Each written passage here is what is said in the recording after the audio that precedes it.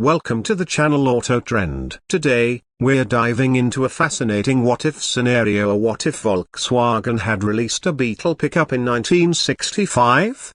The Volkswagen Beetle is one of the most iconic cars in history, known for its compact design, reliability, and charm. But imagine if VW had taken a bold step and introduced a pickup version in the mid-60s. A 1965 Volkswagen Beetle pickup would have combined the practicality of a small truck with the beloved design of the Beetle. It could have featured a modified rear section with a functional truck bed, making it perfect for small business owners, farmers, or adventure seekers needing extra cargo space. The rear engine layout would have provided unique weight distribution, ensuring stability while hauling loads. Under the hood, it would likely have retained the classic air-cooled flat-4 engine, offering modest yet dependable power. While not built for heavy-duty work, the Beetle pickup would have been an excellent light-duty utility vehicle, ideal for city streets and countryside alike. The simple mechanics and outstanding fuel efficiency would have made it an affordable and practical choice. Styling-wise, it could have kept the round headlights,